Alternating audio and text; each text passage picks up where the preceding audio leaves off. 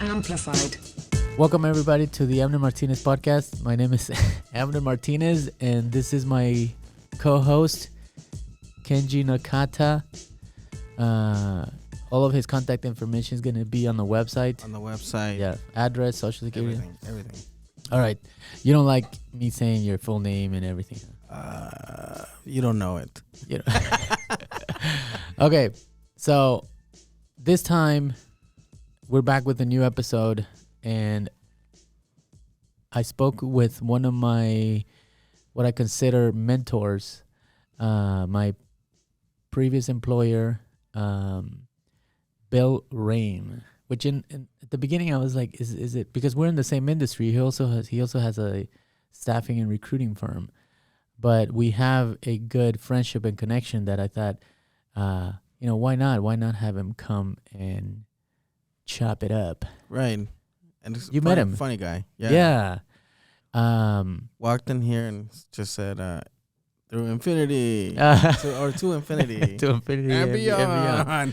Yeah, Bill Raine's an amazing guy. He's been in the industry for 20 plus years, 25, maybe close to 30 years. And but not only that, he's like a great human being. Right.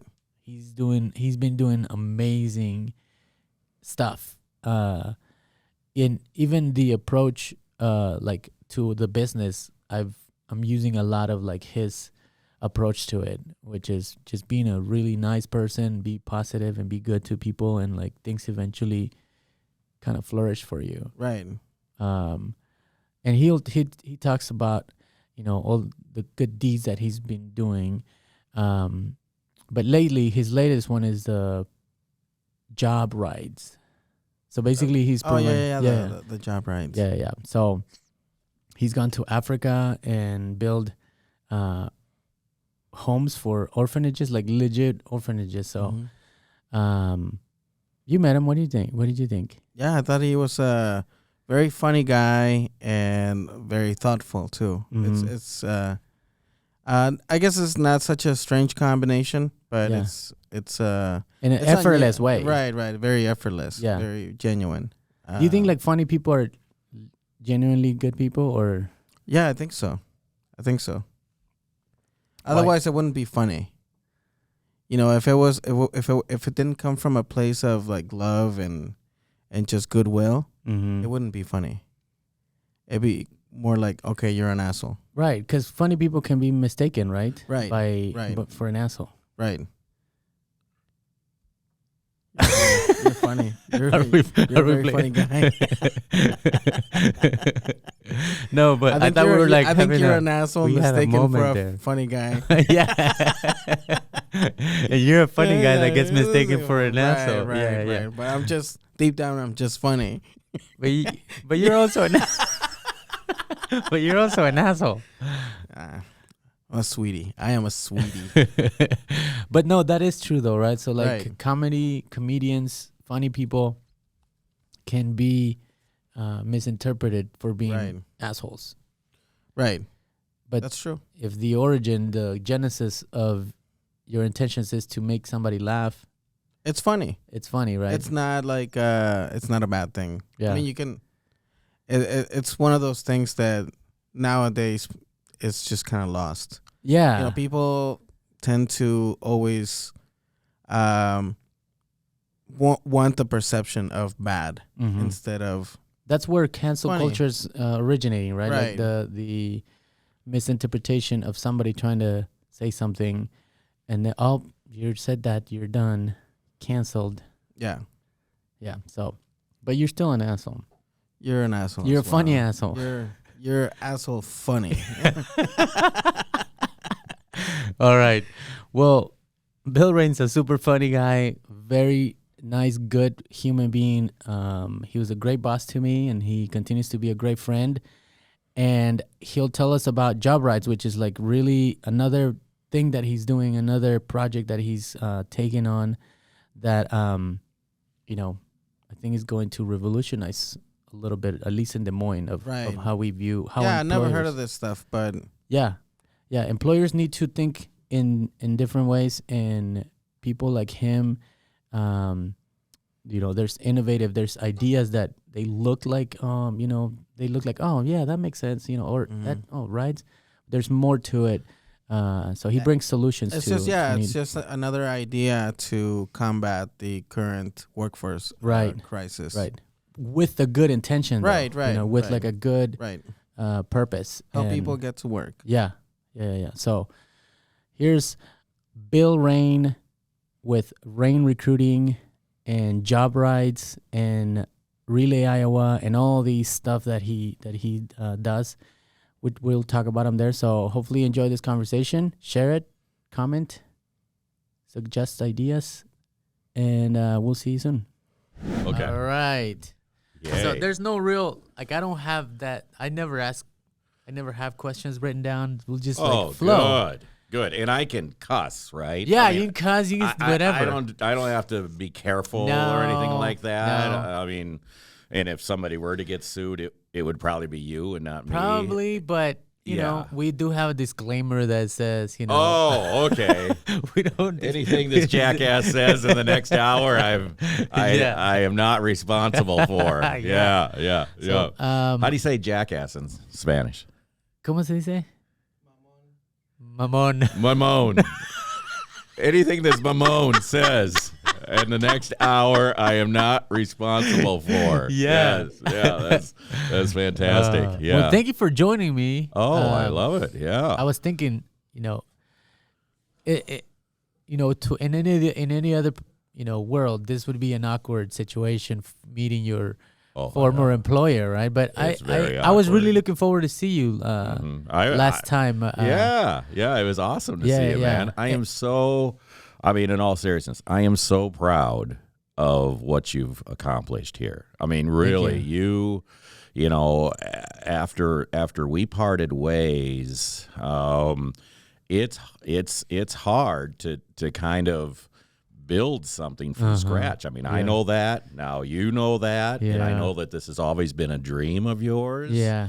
And to be able to kind of build something and just, every day without really knowing what one day is going to be to the next. Yeah. I respect the heck out of that, and I am proud of you, and I'm proud of everything that you've done here that I know of. I mean, I don't know everything, but, from what I've seen from a distance, and you are doing so much for the different communities within Des Moines, and every time I look, it seems like another community, has you've kind of gotten into a community and helped those folks try to find jobs and well, I mean, that's kind of so my style or whatever approach I've been taking to starting this business. I've nicked and picked from a lot of the people that I've worked for. So a lot of the things that I do and how I approach, the business and how I approach like the culture of the business and employees, a lot of it is because, I learned it from you and I took it from you. So that's the end of the show. That. Like, wow, we just stroke each other's ego and that's it. Who else wants to listen to what we've got going, huh? Who else is this is great. You're so awesome. No. You're you awesome. are. Oh, this is great. Yeah. But in the staffing world, you're in the recruiting, staffing. Now you've ventured more in the nonprofit with the Joyride, and we'll talk about that. A little bit, yeah. But common practice, I guess, would be like, don't talk to the competition, and don't. I don't feel like that's, obviously we're sitting here. Right. I don't think like that's the vibe that you carry. I know that that's not the vibe that I carry. My approach to the business is to help people.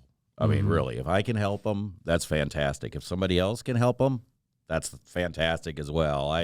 I've been doing this for 29 years, and used to be with a big corporate recruiting firm and won awards with that firm, and it was great and all, but it just felt a little hollow. And I've always wanted to kind of take a little bit more interpersonal approach to my recruiting and really feel like I'm I'm kind of making a difference in somebody's life, and so that's what we try to do with my firm, as much as we can, and I know that's what you try to do with your firm as well.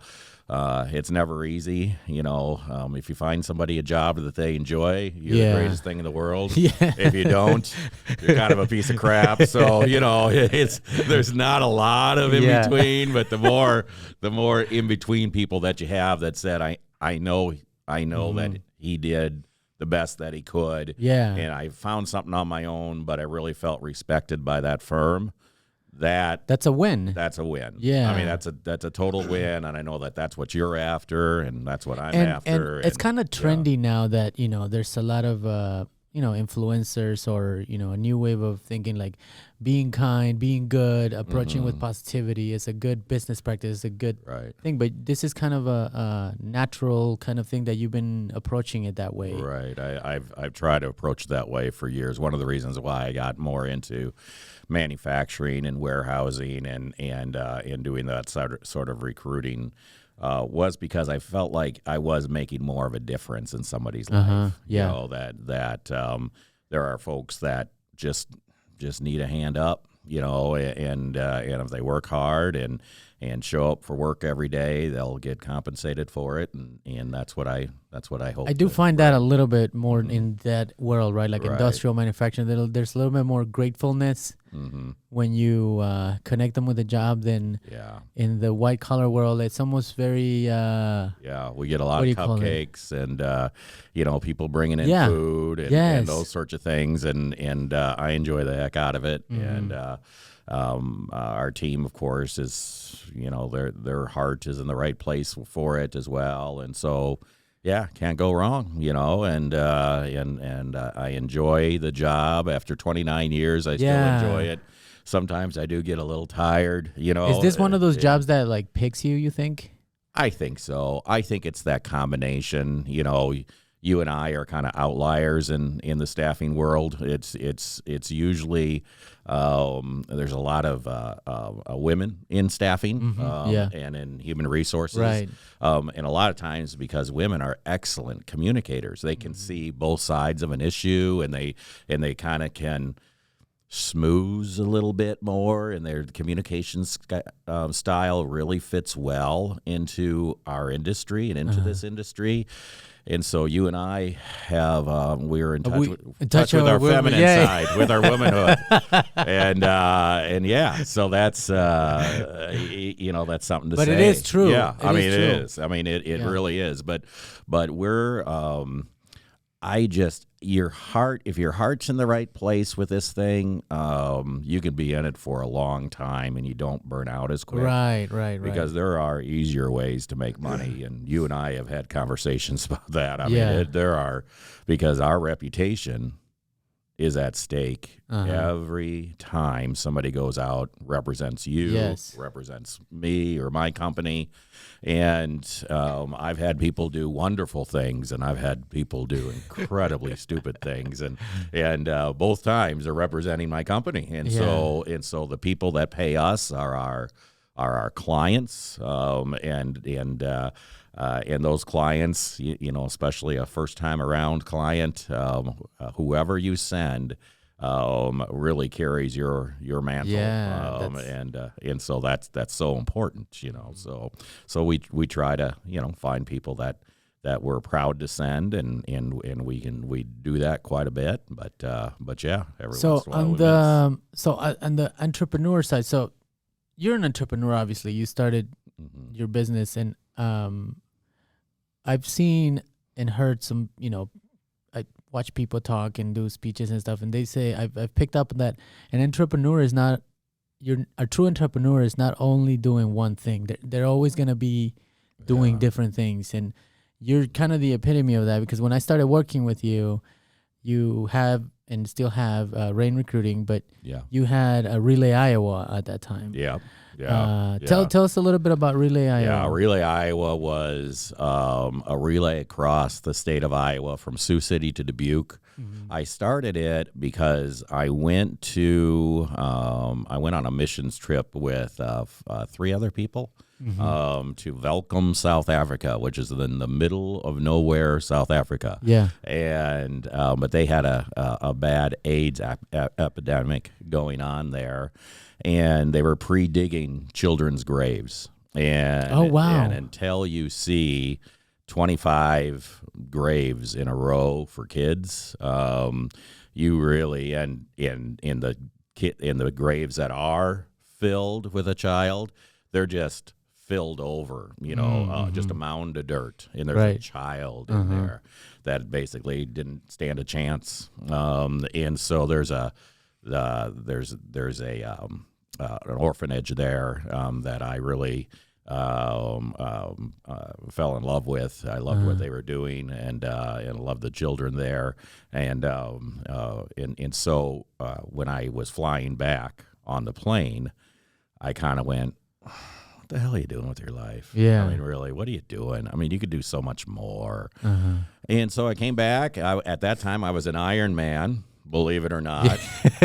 I know. I'm an Iron Man, damn it. You have a very interesting Iron Man story. So I was into athletics quite a bit and running quite a bit. And so I had a friend that was with some people that ran across the state, and so I knew it could be done. And so then we just kind of started planning it out, and, next thing you know, it cost me $5,000 to start the race or relay, and it cost me $5,000, and I made $2,000 for the orphans. Okay, so I could have just given them $5,000. yeah. And but no. And then the next year we broke even, and then the next year after that, we were able to give the orphanage, I think, $5,000, and then the year after that, $20,000, and then $40,000, and next thing you know, I think we've given them about $350,000, wow, or something like that, and so it worked out well, and then we started giving money to 501c3s along the way, in the towns that we go to, and we'd have in those different towns, somebody's doing something to help because you start. people. It's kind of like what's the bike one? It's RAGBRAI, but yep, it's like RAGBRAI, but RAGBRAI stops. And it takes a week. We don't stop. We just take take off on a Friday morning, and we run until Sunday. Running from continuously one end to another end of Iowa, right? Overnight. Yep. 300 and how many miles? 339 miles. Right. Yeah. So, and then we'll have, teams will get sponsorships and those sorts of things, and then that money will go to not-for-profits. And my wife, as you know, I mean, right, she passed away right at the end of the last day of the relay from cancer. And so every year after that, she passed away in 2015, and so every year after that, we'd have the relay at the same time, and so I'd be reminded, and my kids would be reminded of my wife's death. And so finally in 2019, 2020, 2020, 2000, right around there, I 2020, 18, I think. I just kind of stopped being a part of it. You passed the baton. I gave the relay to the orphanage, and now they run it and do a really good job with it. And so it's kind of nice to see it keep going. Yeah. And if anybody's runners out there or involved in a running team, it is a wonderful event. It takes place in June, and they do. People have said it was life-changing for them to do this. Yeah, so. I mean, it's a lot of days, and you run from one place. Right, you're relaying, and you're up constantly, and it's a big. How many teams did you have? At the top, we had about 50 teams, and then. I think we're normally coming in at about 30 to 35 teams, which is a nice number. Yeah. You get too many teams on the road, then it's just a lot to manage. You can just imagine, what it takes for a marathon, 26 miles, and you have that for a day, and things stop and all that. Well, imagine all the logistics have to be doing more than 10 marathons 17 marathons or whatever that number is. Wow. Over 3 days. It's you even had satellites to keep track of people, right? Yeah. So it's fun, and sometimes you lose somebody, and we've had a couple of people go the wrong direction, which is fascinating, but it happens, and that is very discouraging when you do find the person and you're like, where are they going? They're like 5 miles off the track. Hey, by the way, you just ran 5 miles. You 5 didn't extra need to. miles. Oh no.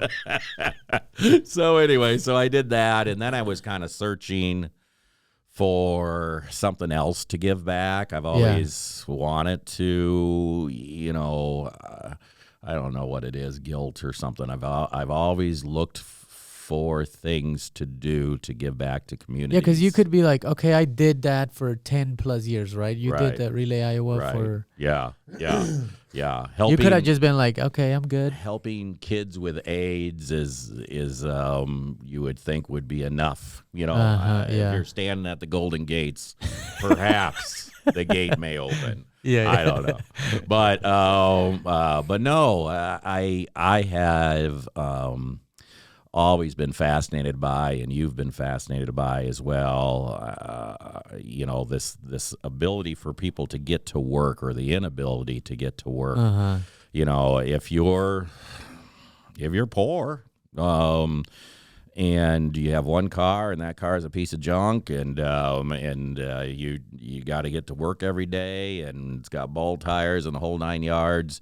We've seen it where, they'll be fine for 3 or 4 days, and their car breaks down. Well, the car breaks down, then they get fired. Now it starts over again. And so I really wanted to do something about that. So I decided to start another 501c3, another charitable deal where I give rides to people. Right now we're giving rides to the homeless to work.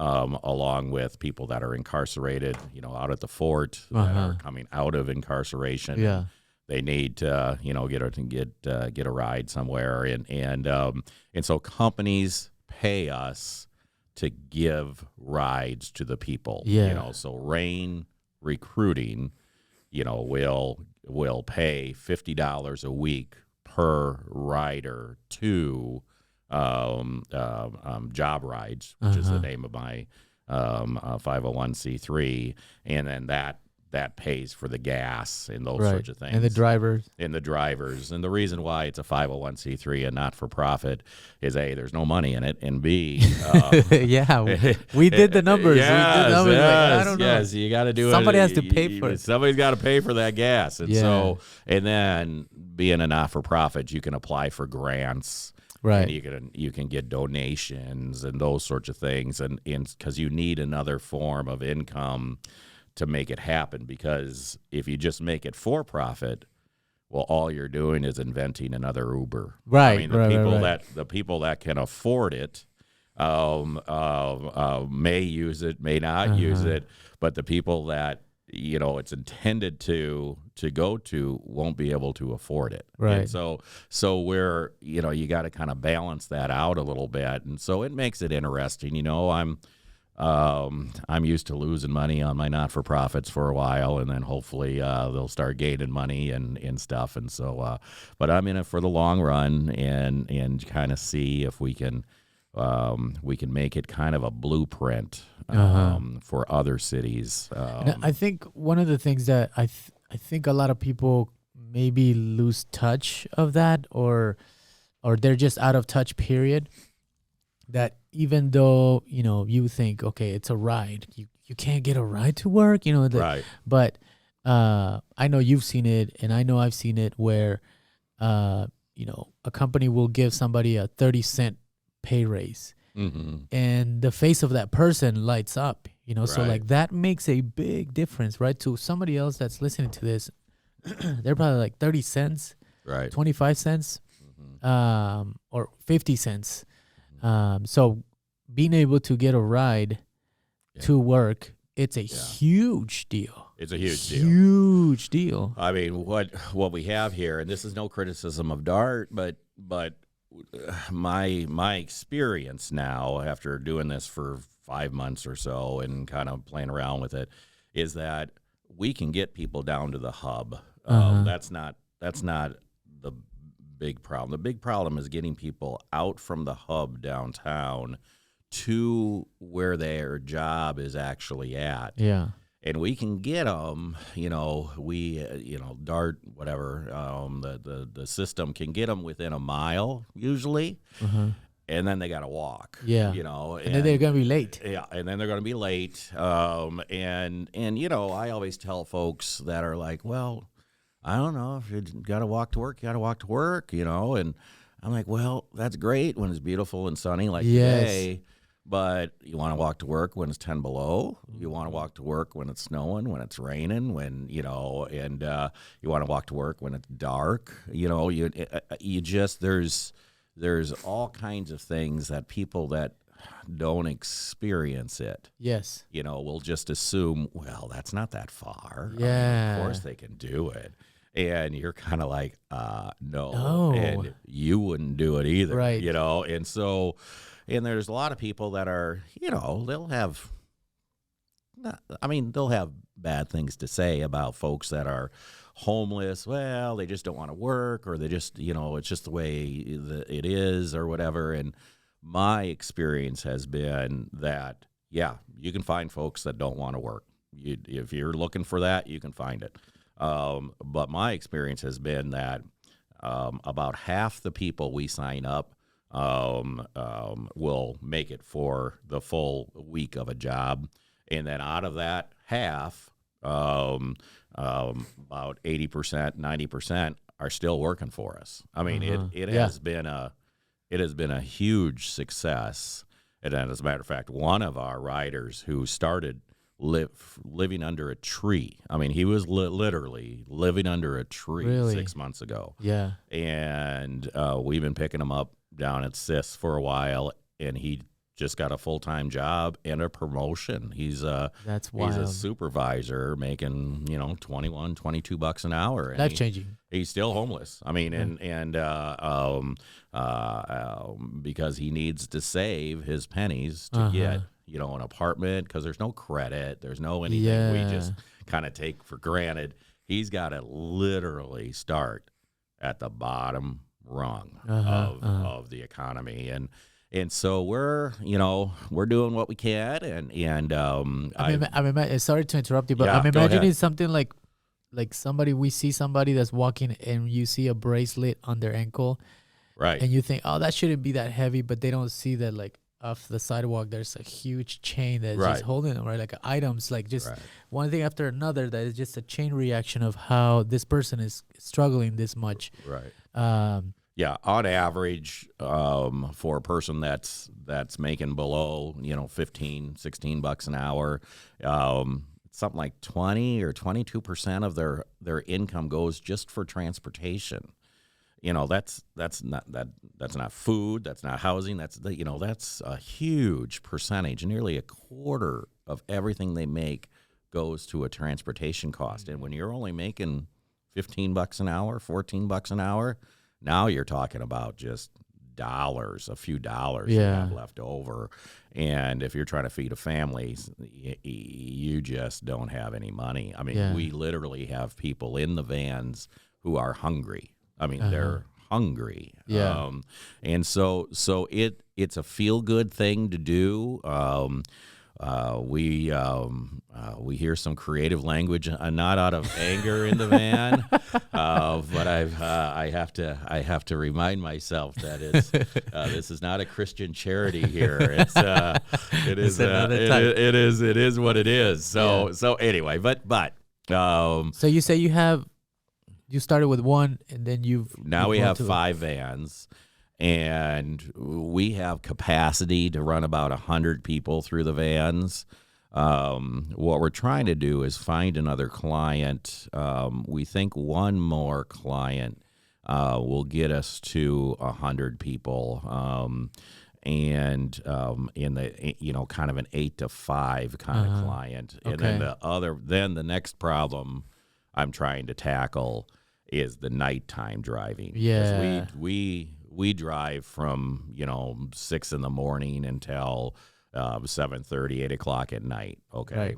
But because so many clients work 12-hour shifts. Yeah. But then we've gotten calls from huge companies in and around got town. the graveyard shift. And they've got the graveyard shift. That's the shift that they've got. Yeah. Well, I only have 5 vans. I only have a certain number of drivers. And quite frankly, driving at night comes with its own set of problems.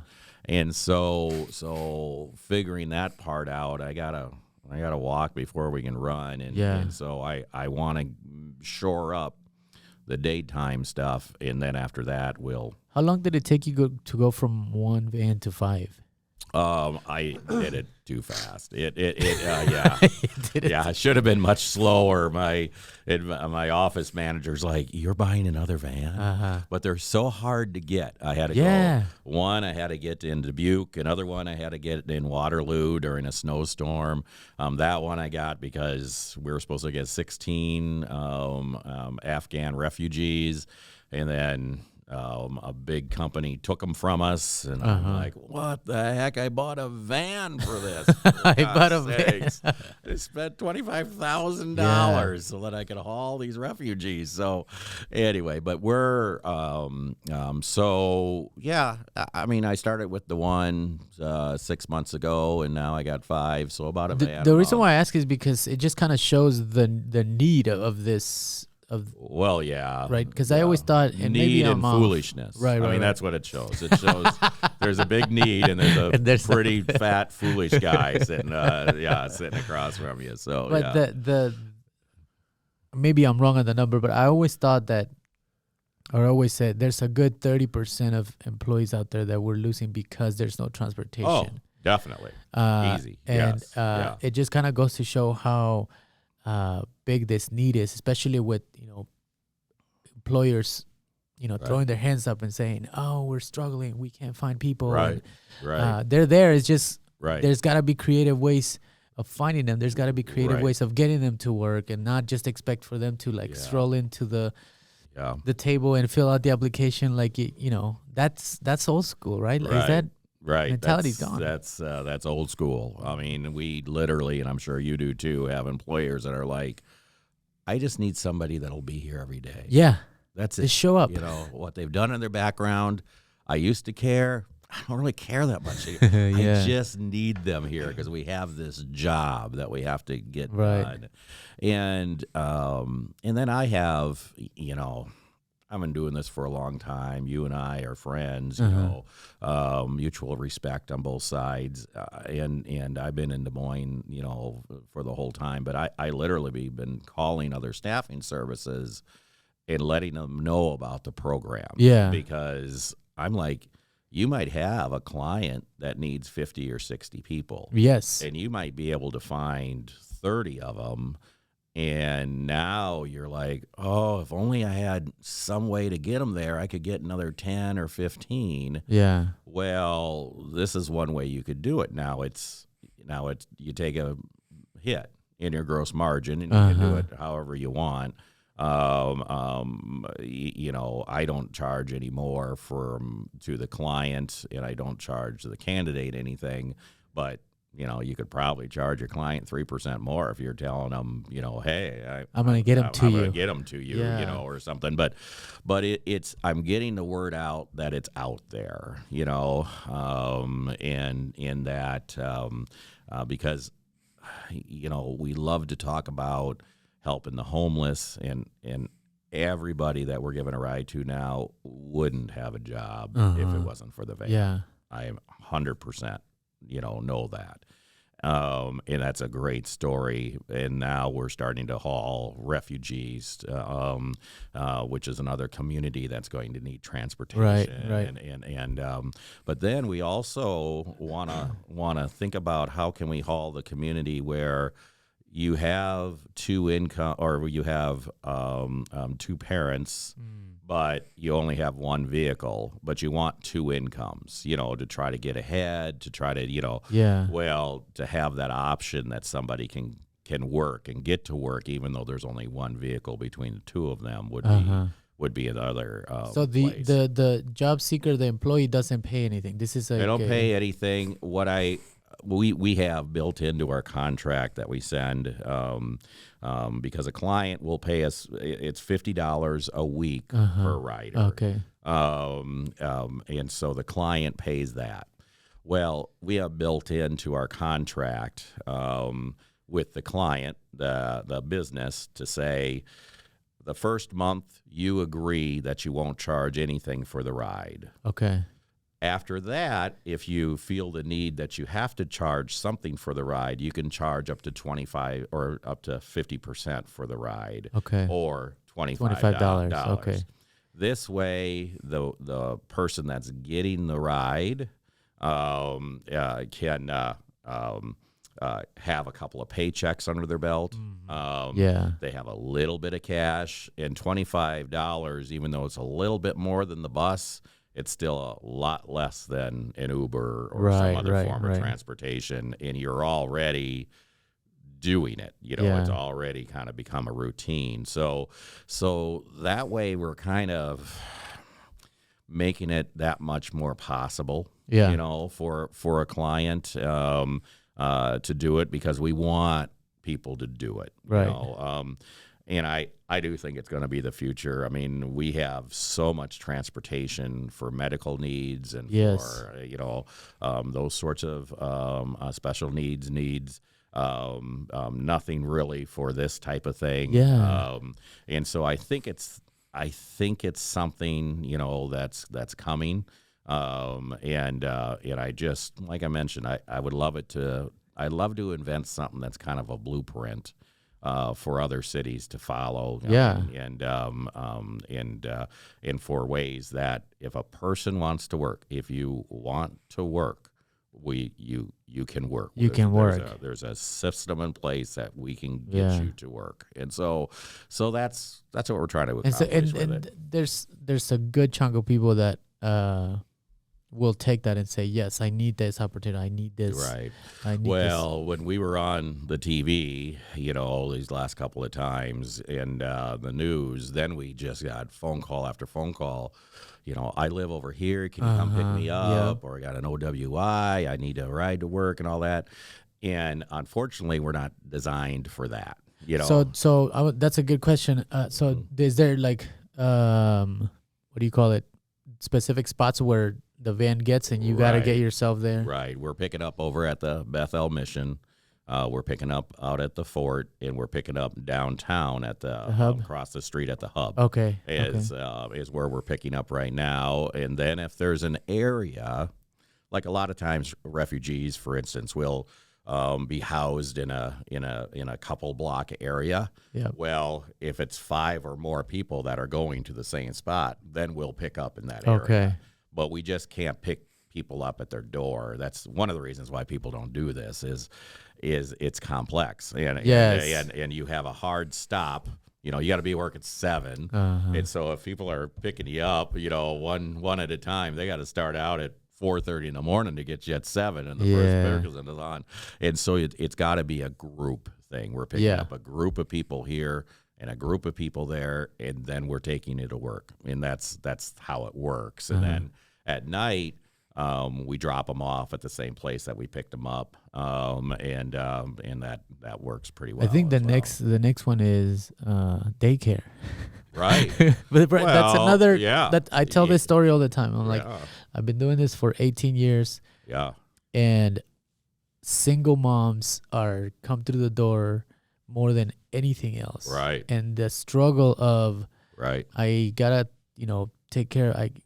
The system is set up right now that if you make too much money, then you lose the help for daycare. Right. And then I've seen it happen where they decline a job offer or a promotion because it's like, well, if I take this $1, $2 pay increase, then I'll make too much and then I'll lose my daycare and I'm gonna have to pay for daycare. Right. So there's a lot of catch-22 situations that happen, right? Right. Yeah. It's fascinating. And you and I mean, we spend an hour just talking about the systems but I try to describe to people that, oh, why can't people get off aid altogether? What's with all this different aid that people get on? Well, listen, if you're making $50,000 a year, and somebody comes along and says, I'll tell you what, I'll pay you $52,000. Congratulations, I'm going to pay you $52,000 a year. But because of that $52,000 a year increase, now you have to drop, things like Hawkeye or, other insurances that are out there, other little safety nets for you that you're already paying in something for. But that $2,000 increase actually becomes an $8,000 decrease. Right. And so there is not a lot of incentive to take that, it's like things are tiered a little bit.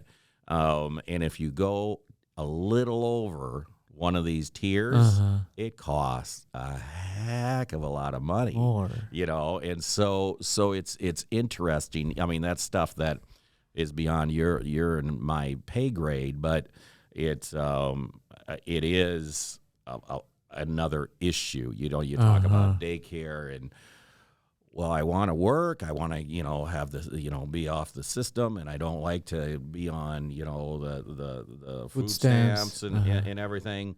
But it's going to cost me, $400 a week for daycare for my 2 or 3 kids, and so where in the hell am I going to find a job that pays me enough to not, or where can we get low cost daycare from? And there are things out there, but all of them have some subsidies to them, and it's a tricky deal. It's not a black and white. Yes, there's a You're lot lazy. You just want to be, handout. Yeah. Right. Some people see it that way. Some people think it's like, oh, you like handouts, but they don't know that there's this It's super great. It's such a simple answer. Yeah. For such a complex issue. Right. And we're just, we're digging around in it and doing what we can. Trying to see it. But I know you come from humble beginnings, and I kind of like to tell people, like, when we moved to this country, we were on food stamps. I remember when they still looked like money. Remember when you would grab them? Yeah. And, it says that it takes about almost 20 years for somebody to move out of poverty. Right. Right. So, our parents moved from California making $4.25 an hour to Perry, Iowa, which they were making $8.50 an hour. Now that I'm a parent, I'm like, you double your salary, of course you're gonna move. And now I'm a taxpayer. I'm a job creator, and so some of those safety nets, they do work. They do get people to kind of eventually. Now I'm contributing to the society, right? I mean, I'm a product of the system, and my dad left when I was 2. My mom had 5 kids, all under the age of 10. I started life in a drawer. They didn't have a crib for me. My first 6 months, I lived in a drawer. I mean, and so we were poor. And then when my dad left, we were really poor. My mom had no skills and no anything, and so she put herself through nursing school, became an LPN, and then an RN. And she tells the story that she probably would have been arrested for abuse back in the day because she left us alone so many times, But that's what she had to do. Yeah. I mean, and she hated to be on food stamps. I don't know a lot of people that enjoy being on food stamps. Yeah. But you have to. You're pulling yourself out. The system is in place as a safety net.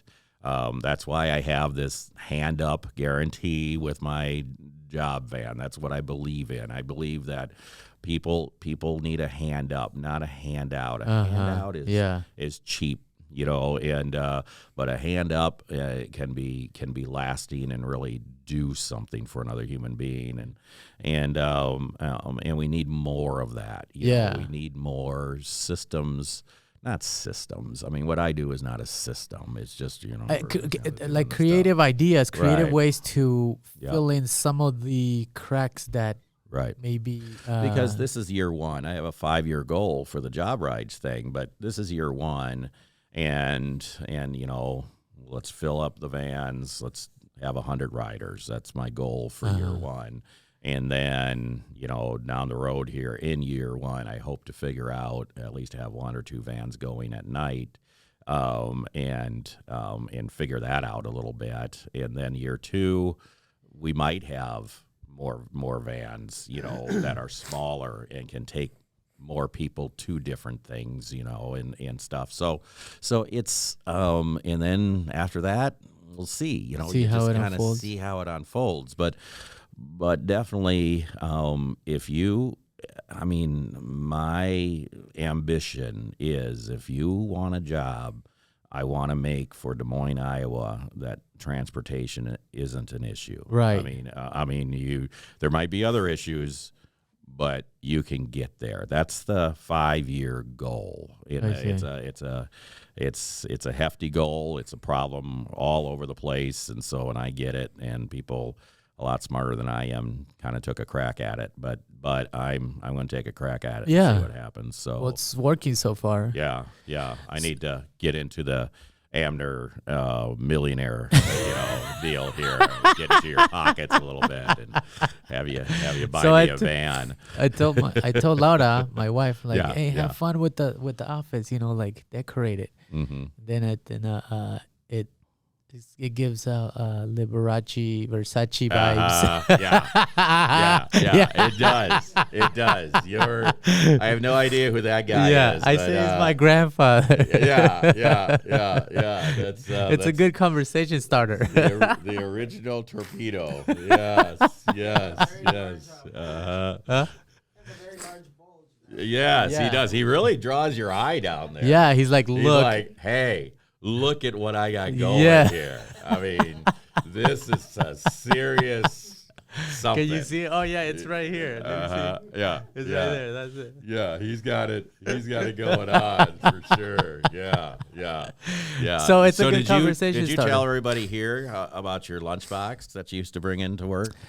No. Do you still have a lunchbox that you bring in? I sometimes bring food, but I used to bring... So I used to come into work with my lunch, but it was like the kids' bag. So it's like Superman and flowers, So I never thought it was funny, but then Bill just kept seeing it. We thought it was hilarious. Oh, that was wonderful. Yeah. No, it's good stuff. We had a lot of fun back then. That was In fun. the day. Yeah. So I get a lot of people. So you're a person with a big heart, and you do things start off with the right reason, and somehow they evolve into big things, right? Yeah. And I've tried myself to get involved in some stuff that means more than just for like self, right? Right. But so a lot of people ask me I want to help, I want to get involved, but I don't know, I don't know if people come up to you and ask you that.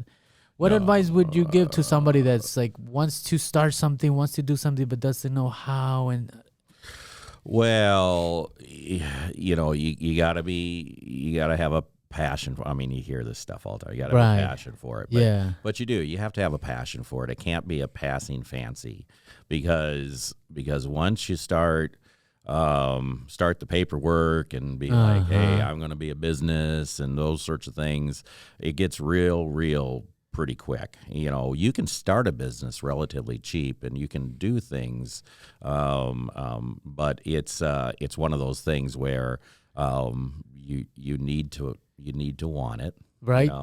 And it can't just be about money, because money doesn't come for a long time. Usually, when you start something from scratch, it takes years for it to build up. You got to hire somebody, and then you got to pay them before you pay yourself, and all those other things. And so it's so it can't all be about I got a great idea and I'm going to make $1 million, and over the next couple of years, because those are the folks that burn out real quick, right? Because it can be very hard, but if you're passionate and you're patient, and then you find others around you that you trust, that I've got this idea. What do you think? How does this work? And you just kind of listen to folks that aren't just oh, that's a dumb idea. Why would you ever want to do that? Right. You know what? Nobody. That's not what we're talking about. What we're talking about is somebody that would just give you some honest. You know what? That sounds like a great idea. Here's a couple of things you might want to think about. And, and then do your research. I mean, we're so blessed to have things like Google and all this information at our fingertips. Sometimes we have too much information. you can argue 6 different sides to every argument. All you gotta do is Google, and you can have all the arguments that you want. And then you just kind of have to go for it. Yeah. At the end of the day, you just have to dive in the deep end and go. I don't know anything about transportation. Right. I mean, and so or relays, right? Or relays. Yeah. I was the founder and race director of the world's longest relay run. I didn't start out knowing that I was going to be the world's longest relay. Right. The next longest was in France. Because you have people coming for different parts of the world for the relay. Yeah, we had people coming from different parts. I had no idea. I didn't know anything about it. I was just like, I wonder if we could do this. You didn't start off saying, I want to be the biggest. You just kind of do it, and and a lot of times it's something that you just... It's got to stick in your craw a little bit. I don't know what the right Spanish word for craw is. I don't even know in English. I don't know what a craw means. You see, this is the kind of stuff we used to do. Yeah. In your throat. You got to kind of stick right there. Okay. Not on the top of you like you're choking, more in the voice box area. So, and you just got to really you got to want it. So that's one of those the key things. is, no matter what it is, you have to have it. It has to come from inside. It can't be superficial, or it can't be right. Yeah. And then try to have rich friends. That always helps. If you don't have any money yourself, surround yourself. That's always a good one. So that's a good advice. Then surround yourself with people that have more money than you. If I had a goal of being a millionaire, I have shot very short of that goal. So. I just I get $2. I got to give one away, man. I got too much guilt. So yeah. Do you still take rides with your Indian? Oh yeah. I love my Indian. Yeah, my wife accuses me of buying my co-riders better presents. My God! Come on, Bill. Yeah. So no, I love my Indian. I've been all over the place, and we're thinking of where we're going to ride this next year. But no, I love it, and I was fortunate enough to remarry and marry a gal that just loves to ride. She was your classic, telling all of her kids, never ever get on a motorcycle. They're death traps. And then our second date, I'm like, hey, you want to go for a motorcycle ride? yeah, I do. Nice. And I'm like, whoa, that was hard.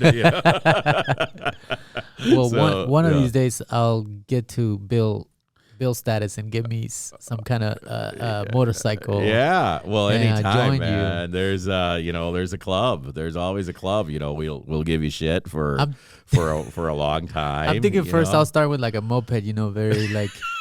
Italian, you don't want to do that. You don't want to do that, because the smallest you want to get is a Sportster. Then after that, you're. But no, I love my Indian. It's they stopped making them.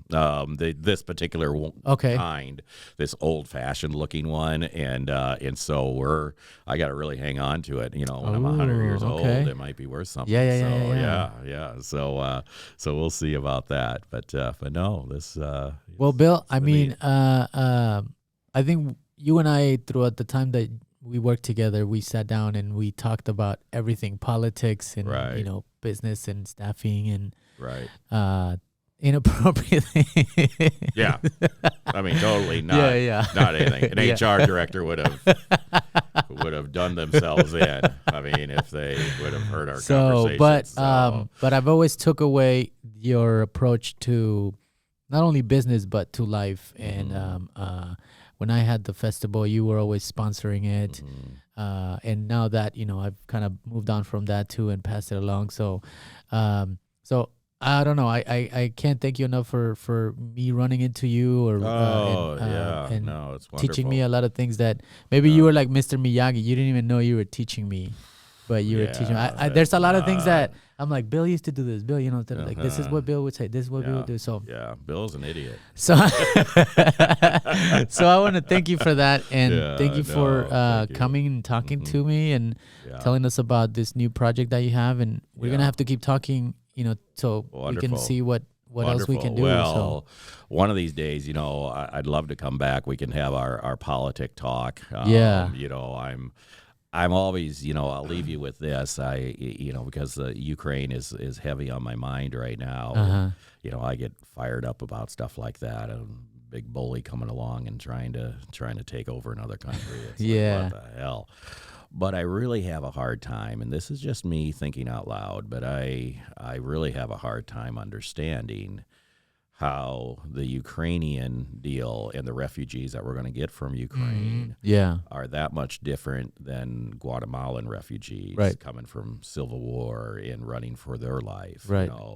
I don't know why we don't give the same status to people coming from the South fleeing war that we are given to people that are coming from European nations fleeing war. Yes. I just, we need people. I'm a big, give us your tired, your poor, your huddled masses wanting to be free. I mean, that's what I really believe the United States should be about, and I'm always fascinated by that. And hopefully we get a lot of Ukrainian people here. We need the hands. We need the folks that can contribute to all those things. But I'm always disappointed when I see these things and think, okay, let's bring them in.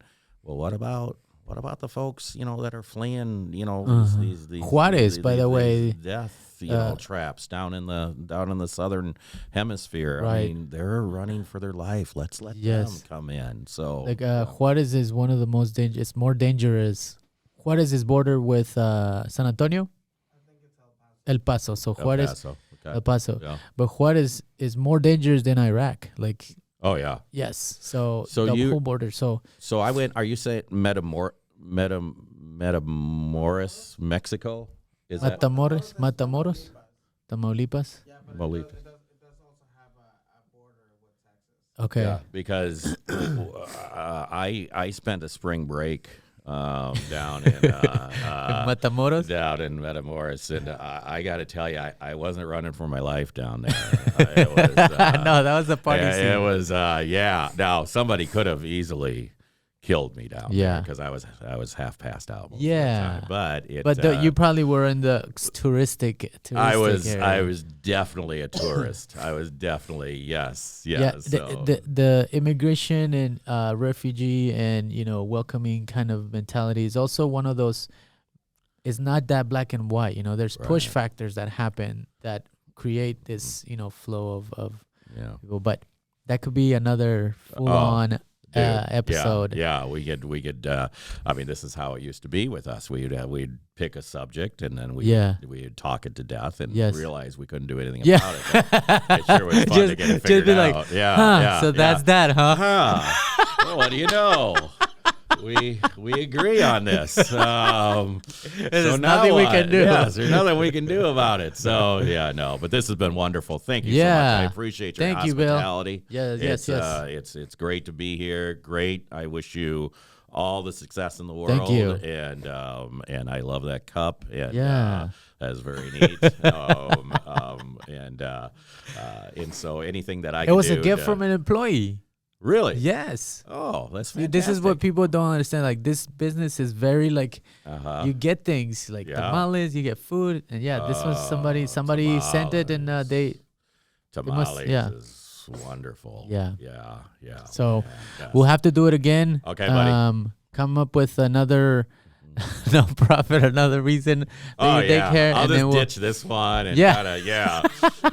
we'll shoot basketballs for money or something and figure it out. I want an ice cream eating one, and then a contest. Like an ice cream eating contest for dollars or something. So we'll figure something out. So, Awesome. Anyway, all right. Thank you very much, Bill. Yep, Thank you, appreciate it. Bill Raine. Okay, so I wanted to say something. I owe him a lot of whatever success I'm having to him because, like, the way that he is as a human, like, that's kind of like the way that I kind of want to approach everything in business and everything like that. So philosophy, like, even though he doesn't come off as this philosophical person and stuff like that, like we said earlier, very effortlessly, he's approaching life and business in his own way, and he's having success. So I owe him a lot to that because, like, I learned that from him. So I took it from him. So I wanted to say that about Bill. He's a good guy. Yeah. I mean, yeah, I agree. Yeah. Doing good things. What do you do? Good. That's good. What good do you do for humanity? I chop this podcast to put it out. Yeah. Brought to you by me. Okay. I don't know. I do. You do karate. You do teach. Karate. You do teach the youth. Children. You do teach youth. Yeah. You teach them. Some people are like, why? Yeah. But I mean, people have their roles, and people Yeah. assume their roles, and That's your thing. And that's one of the Right. things that we talked about, right? Like, some people want to get into, like, how do I contribute? How do I participate? How do I give back? How do I do this? And I don't think, like, you got to find it. Like, I think it finds you, and then you just go for it, yeah, you know? yeah. So, your thing is karate, which we put a karate video together that we'll Coming be soon. putting out, Yeah. where Kenji and his master, right? Right. My Shihan. Shihan. Yeah, which would be kind of the equivalent. of Shihan is saying like the master. top. Right. You can't get any higher No, than that. you can get higher than Shihan. I What? just don't know. Like, there's more Oh, okay. But There's more. he's the highest up. in our For now. organization. Okay. Yeah. All right. Mhm. And he spent like a good 45 minutes kicking your ass. Right, basically. right. Not like beating me up, but sort of beating me up. Yeah. You were Dying. I was Yes. dying inside and outside. So that's gonna be a fun video that Yeah, you'll I think put so. out, yeah. I think it'll be. Yeah, it'll be a lot of fun to watch. Yeah. If you hate me, you're gonna have even more fun. Yes. If you hate this asshole that is funny, this funny Yeah, the asshole. funny asshole. I think it's gonna be fun. And then if we'll keep like we're gonna do yoga, Yeah. boxing, MMA stuff. Yeah. So We'll this should get be into fun, it. man. We'll get I'm into looking it. forward to it because I'm the cameraman, so I'm gonna be enjoying this. Right. No, and it was Thoroughly. pretty obvious. Pretty Yeah. obvious. It'll be very obvious for everyone That I'm enjoying that it. you Yeah. were enjoying. it. Yeah.